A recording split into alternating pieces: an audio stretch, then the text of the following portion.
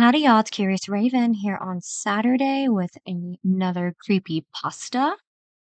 This one is by Reflection. It is called I Should Have Just Gone to Walmart.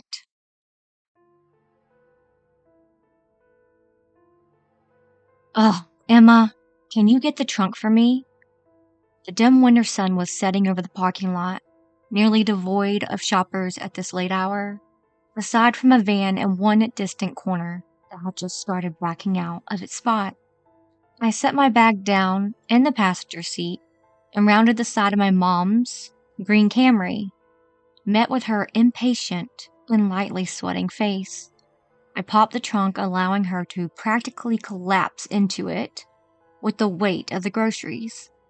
Something burst in one of the bags, prompting her to curse under her breath. I just don't get why you won't stick a quarter in those trolleys over there. You get it back afterwards. Mom, still arranging the bags into a position that would stop them toppling over, on the drive home, looked at me scornfully. The Walmart downtown doesn't make you pay. None of the stores around here do, so why should I? You know, we only come here to Aldi because it's cheaper. I just said you get the quarter back afterwards. It's to make sure people put the trolleys back. I sighed, knowing there was no swaying her.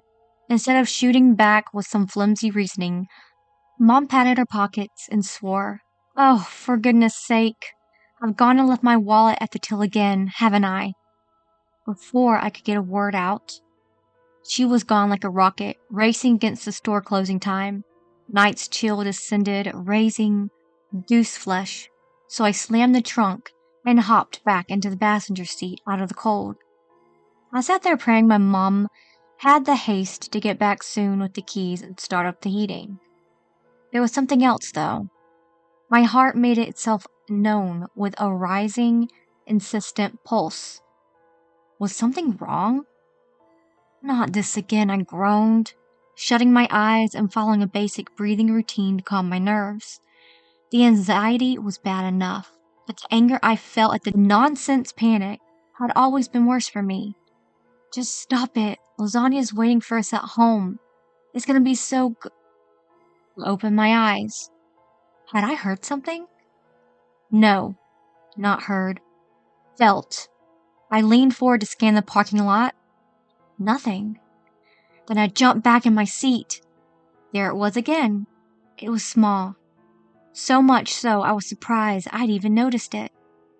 A light but bone-deep vibration was emanating from somewhere, almost like someone nearby was trying to pull down on a gigantic zipper, one tooth at a time. The comparison should have sounded silly, but my heart continued to pound faster and faster until I was sure beyond a doubt that something bad would happen. Something was wrong. It took me longer than I'd have liked to get out, with the seatbelt clamping as I struggled to unbuckle it. There was no smell in the air. Did it smell before? I couldn't remember. No more cars in the lot, only the Camry. No more noise. Again, the slight vibration in the air. Too low a frequency to determine its source. Enough to sense it was there. I tilted my head, staring up at lumpy clouds that cast shadows on each other. Ah, those clouds. I've always loved how they look until one of the shadows moved. I'm not stupid. Thought it was just a cloud's shadow matching its slow drift across the sky. I squinted. The shadow wasn't being cast on a cloud. It was above, or above them, which made me realize whatever I was seeing, it wasn't a shadow. What happened next is too hard to articulate. I've never seen anything else like it, before or since. The dark mass above the clouds began to sort of extend, beaming down at an angle, like sun rays, but moving at a steady pace, or how water or ink moves up paper by way of capillary action. A black beam. But it was more than that. I was so absorbed in the spectacle it had fully drawn on me that this thing was getting closer. Closer to me. And as it closed in, there was no mistaking it. While it continued to stretch all the way back above the clouds, the outline of it, The cross-section was almost human-shaped. Arms, head, body, and legs, but the limbs and dented nubs like a stick figure. By the time it stopped, a good 3-4 stories above, I still hadn't moved. I couldn't. I could do nothing but watch in disbelief as lights and layers of color began to flash inside the humanish figure, seeming to have parallax as if whatever lay beyond was a space of its own.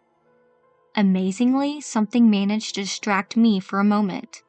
A flash of light in my peripheral. A phone torch. Emma? Emma? Are you having a stroke or something? I blinked.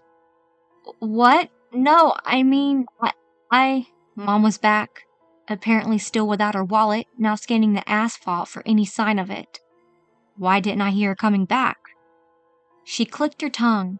Then stop standing there like an idiot and help me find it. Come on, it's getting late. I did, in fact, keep standing there, glancing between her and the flashing shadow prism above us. I did a double take. Those glary bright, almost offensively colorful layers were speeding up towards the end of the beam, towards me, piling up on themselves to assemble a figure stepping soundlessly out into thin air. Mom kept calling me. I heard her. Couldn't process her words. Everything else was secondary to the figure above us. It has fully formed, cloaked in a coarse-looking gown, with skin so pale and shadeless. It was as if it radiated a faint glow. The sound of rapid footsteps brought me back to myself. I looked down just in time to see my mom's face, painted in a teetering mixture of worry and annoyance. She went to speak, but I held up a hand and pointed to the figure. Squinting at me, she looked to where I was pointing and froze. The whole time, I'd secretly been hoping I was hallucinating. She saw it too. She saw something at least, and that was enough to confirm what I've been dreading. "Who is that?" she asked. Her voice sounded so small and dry. If I could have spoken, I'd have asked, "What is that?" instead. I watched on in terror as the figure began to slow descent straight down. The closer it drew, the more of it I could make out. There were these iridescent lines floating across the surface of its skin, moving like sun patterns to the bottom of a swimming pool, like the silhouette it had emerged from. It had no hands or feet, just round nubs, although those on its arms had the same light depression on the center. "Car! The car!" "Mom, the car. Get in the car now!" I whispered. No response. I reached out, grabbing her by the arm and shaking her. She was absolutely rigid. One of us had to move. I imagined we were both hoping the other would do so. A second figure emerged from the prism, identical to the first, except it was wearing a plain t-shirt and shorts. At the same time, the first one finally touched down to the asphalt and stood, tilting its head up, apparently waiting for the other to arrive. If I had any lingering doubt that these weren't human, it was squashed when I saw their faces, or lack of thereof. I couldn't see any ears, and where a face should have been was only a circular metal grate, maybe gold or brass. The four of us stood there, still and silent. They stared at us, and we stared right back, completely lost in the foreign sight of the beings. A breath, then they turned to each other. I don't know if I expected them to talk, but they didn't. Not in any language I know. Faint at first, getting brighter with every pulse, constellations began to flash behind the metal face grates of each of them. I heard nothing aside from a few damp vibrations, yet somehow I knew there was a conversation going on. Very slowly, I took a step back and reached an arm behind me to feel for the car. All the while my eyes stayed locked on the beings. I kept reaching further and further. My fingers brushed nothing but air. One of them abruptly turned and looked at me or at my mom. I couldn't tell. My chest tightened. This wasn't happening. It raised one stunted arm to point at my mom, releasing another cascade of flashing lights behind its girl face. The other crossed its arms and looked over too, like it was waiting for something. I had to risk it. I pivoted, throwing a glance over my shoulder. The car was 20, maybe 25 feet away. I didn't remember wandering that far from it. I noticed something else then. The trees, the grass, and all the greenery surrounding the parking lot was gone. It gave me the impression of a plant that had never evolved life, or where all life was extinct. There was only bare, dark soil enclosing the lot. Seconds before I went for the car, Mom let out a scream, one that I still hear from time to time in my dreams and background noise. I spun around to see the first being, the one wearing a gown, gliding across the ground with an arm outstretched. Mom didn't have the time to move. It came to a dead stop before her, arm still raised, and I saw something emerging from the small depression at the end of its stump. What I now understood was a hole. Whatever came out was darker than the night sky, and I couldn't place its shape, but it looked like it was made out of a mass of ever-shifting black crystals. Mom screamed again. It was more of a gasp, actually, a gasp that lasted barely a second before a bubble broke free of a shifting appendage and fixed itself over her mouth, silencing her.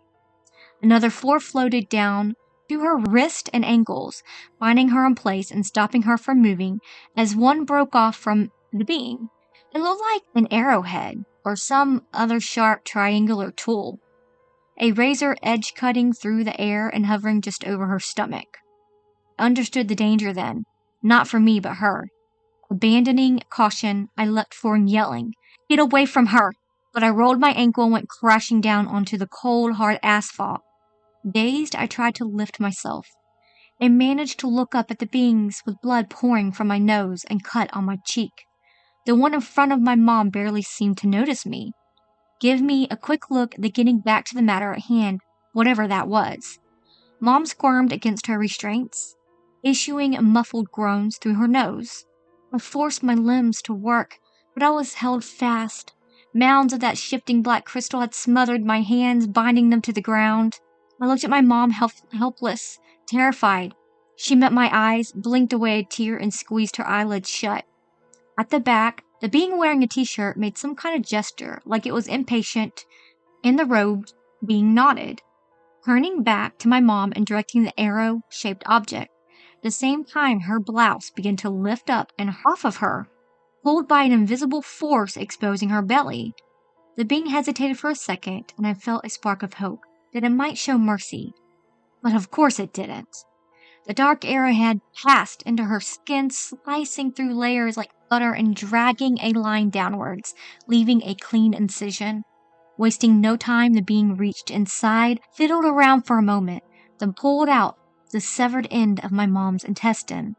Blood and shit splattered the ground, trailing away from her as the being floated backwards, keeping hold of her organ until it was stretched to its full length. I tasted vile. "Stop, you fucks, you fucking..." A gush of vomit interrupted me, flooding out onto the ground, mixing in the intestinal fluids to create a disgusting speckled pattern, which prompted another wave of vomit from me and tears to cloud my vision. "Oh, please!" I wiped my sleeve over my eyes so I could see the being in the t-shirt had a long pole-shaped protrusion stretching out from the end of its arm, extending to match the length of my mom's intestines. It studied something for a second, before shrugging and nodding at the rogue being. In the blink of an eye, the intestines retracted back like a frightened snake and piled back inside my mom's body. I just stared, not able to understand. The sides of the incision pulled into each other and appeared to heal completely in a matter of seconds. As soon as I processed this, I felt my restraint slacken, then disappear entirely. I shot to my feet, nearly tripping over again, and grasped onto my mom's arm. I pulled, under the assumption that she had been released. She wasn't. Why weren't they letting her go? Freezing up, I cranked my head to look at the beings. More flashing lights. The one in a t-shirt was handing something over to the other, but I couldn't see anything passing between them. Maybe it was something invisible, or something my mind just wasn't built to perceive. I continued to tug mechanically, trying to free her. Her skin was cold and slick, and she was shivering. It did no good. The black crystal held fast, but nearly collapsed in relief and shock when the robed figure began to ascend back up to the prism it had come from. The other grabbed onto its gown, communicating something. The robe being dropped back down, but threw its arms out to what I guessed was frustration. T-shirt gestured towards us again, still conversing with the other, waving its arms around. Still, the robe figure seemed to come and slide across the ground towards us again. Lights continued to flash behind its girl face, all varying shades of orange and red like it was angry. I couldn't let it happen again, and lunged at it, planning to do, I don't really know. I just wanted to protect my mom. Right as I made contact with the being, I felt a shift in the air. A float in my eyes swirled, it made me dizzy. When my eyes stopped rolling to the side, I realized I was being held still by two pale, stunted arms with odd patches of hot and cold traveling around on its skin. Somehow I wound up in the arms of the being wearing a t-shirt, and those arms held me tighter and tighter than any living thing should be able to. "Get the fuck off of me," I screamed, flailing and lashing out in a desperate bet to escape. I tried to bite down on one of its arm. It felt like I'd been curb stomped, like I'd bitten down full force on granite. I kinda gave up after that. It just hurt too much to think. Instead, I took my surroundings where I was again. Mom! Mom! The robed being was standing in the way of her, but it was doing something. I couldn't see what. By the way, my mom was squealing behind her gag. It made the first procedure sound like a pillow fight. I just cried. There was no avenue for relief except the tears. Then everything went quiet. Mom trailed off into a whine, and then nothing. No wind, no trees, or leaves rustling. Behind, they'd all vanished. Just me, my mom, and these things. The one holding me loosened its grip, and I gasped, gulping down stagnant air, floated over to where Mom was, and robed being stepped aside, finally letting me see what was happening. I didn't really want to know. I really didn't. My muscles was locked into place. In one hand, the robe being held one end of the artery it had pulled out of my mom's chest. Without warning, the two entities shot up into the air, coming to halt somewhere above. As they moved, more blood vessels phased through the skin of my mom's body, contorting and straightening to fuse at their ends, forming an unholy, pulsely rope. With speed faster than I could process, the beings flew away, vanishing into the night while clutching the single fused vessel of veins, arteries, and capillaries. There was blood, yes, but only a little. It all seemed to be contained in that one tube they continued to pull along through the atmosphere. From the opposite direction they passed once. I saw them pass over one more time and disappear into the distance before the meaty vessel pulled taut. At the time, I hadn't really pieced it together. I think they'd looped around the entire planet. Not once, but twice, and then some. In what couldn't have been more than 10 seconds. I blinked, and they were back, standing in the parking lot and flashing their lights at each other. I didn't have the energy to whisper and protest. T-shirt looked reluctant in some way and handed over more of something I couldn't see to the robed entity. As they did this, the red stream they'd made from my mom's blood vessels pulled back by itself at impossible speed, retracting out over 2 loops of planet Earth and back into my mom's, breaking apart, phasing back inside, and resembling into their proper structure. That's what I'd guessed anyways. Glassy-eyed and so pale, the crystalline restraints dissolved and my mom slumped limp to the ground. I stood motionless for a second before realizing my own restraints were gone as well, and bolted over to her. I was whispering something. Assurances, maybe apologies, I can't remember. The two beings watched us. Then they ascended back up to the dark prism and out of sight. It began to pull back up into the sky, and when I blinked, all the trees and the grass were back. It all felt normal. Almost normal. The only change was that the sky was a little darker, and my mom felt a little colder. Then a lot colder. I placed 2 fingers on her neck. There was no pulse. When the paramedics arrived, they rushed over to us. Their movements were frantic but controlled. Just 30 seconds later, the urgent energy was gone, replaced by a dull rhythm that told me all I needed to know. She was pronounced dead on scene. The coroner later concluded that my mom had simply died.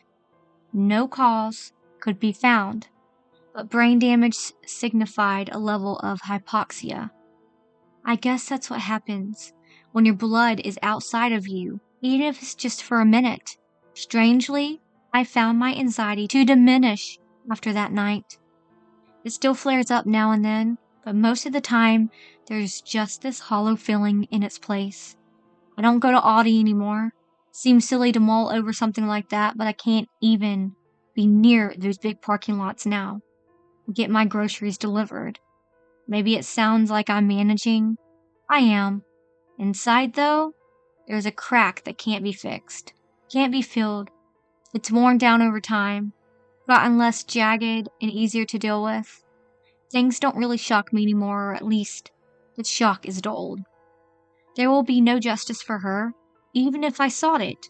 I doubt we could ever even access whatever plane those beings hail from. Whatever power we think we have, all those things see when they look at us is a world of monkeys, banging stones together, I'm sure of it. In fact, I'm willing to bet on it, as much as they bet on my mom. Wow, that was a interesting story. It was kind of like, all those stories about when people get abducted and then they come back with scars and stuff that they don't know where they came from. It was like that, but we knew what they did. And I really liked it. But it really does suck that her mom died. I don't know. It was weird. But great story. I enjoyed reading it. All right, y'all. I hope y'all have a good weekend. Love y'all so much. I'll see y'all next week. But until then, remember, it's scary out there. Please like and subscribe. I live inside my own world of make-believe. Kids screaming in the cradles, profanities. I see the world through ice covered in ink and bleach. Cross